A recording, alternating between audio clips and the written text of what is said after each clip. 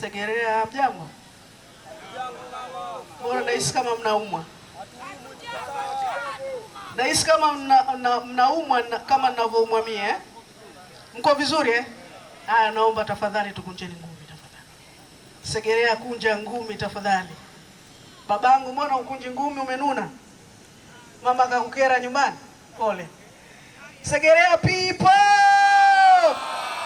People! Asanteni sana. Mheshimiwa Meza Kuu, itifaki nimezingatia vyema. Ndugu zangu wana Segerea, licha kuwa hali yangu haiko vizuri, lakini nikasema sitawatendea haki ikiwa leo nitakosa kuja kuzungumza nanyi watu wa Segerea.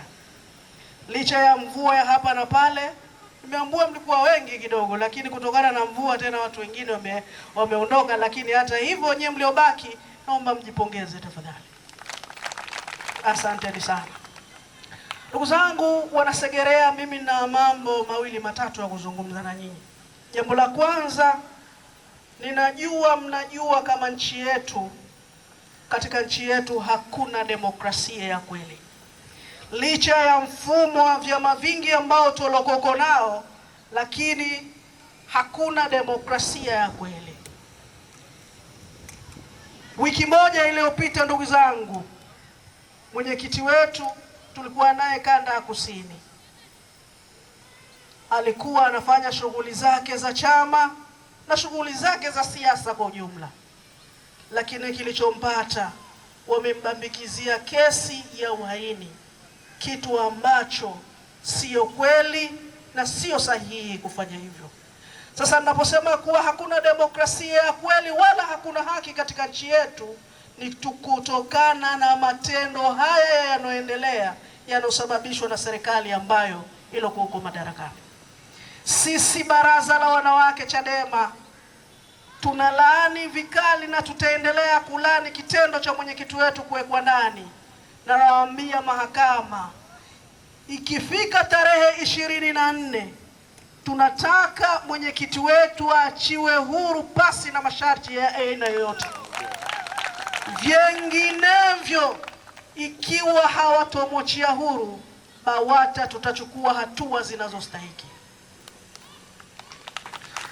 Ndugu zangu wana Segerea, kwa muda wa miaka 25 sasa tangu mfumo wa vyama vingi uanzishwe mwaka 92, tumeingia katika uchaguzi mwaka 95, mwaka 2000, mwaka 2005, 2010, 2015, tukenda mpaka mwaka 2020.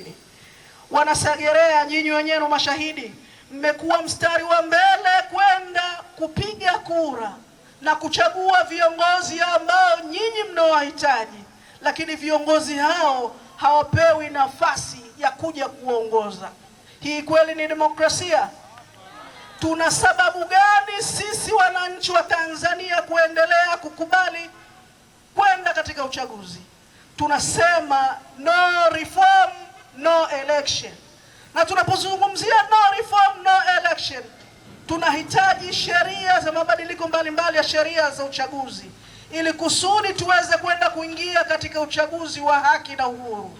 Tutakapokwenda katika uchaguzi wa haki na uhuru, watapatikana viongozi ambao wanatokana na nyinyi, ridhaa ya wananchi wenyewe, ambao watakaoweza kuwaletea maendeleo. Ndugu zangu wana Segerea, imefika wakati sasa wa kusimama kwa pamoja. Nataka niwaambie, hii ni nchi yetu, hapa ni nyumbani kwetu. Hivyo tuna haki na wajibu kila mmoja kufanya maamuzi yanayostahiki kwa ajili ya maslahi mapana ya nchi yetu. Tushikamane kwa sauti moja, tutoke tuseme hapana, twendeni tukadai no reform, no election.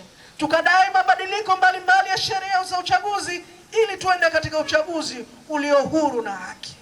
Ndugu zangu, kwa kuwa afya yangu haiko vyema, niwaombe sana kina mama wenzangu, tutokeni kwa sauti moja, twendeni tukadai sheria mbalimbali za uchaguzi Kina baba na nyinyi vile vile msibaki nyuma, tudaini sheria mbalimbali za uchaguzi. Wanavyosema wao eti sisi tunaogopa uchaguzi, sisi hatuogopi uchaguzi, bali tunawapigania Watanzania haki zao kuweza kupata fursa ya kuchagua viongozi wanaotokana na ridhaa yenu nyinyi wananchi, na wala sio kwamba sisi tunaogopa uchaguzi.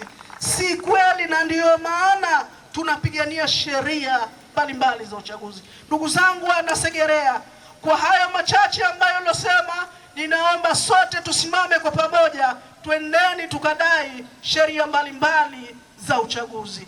Moja kwa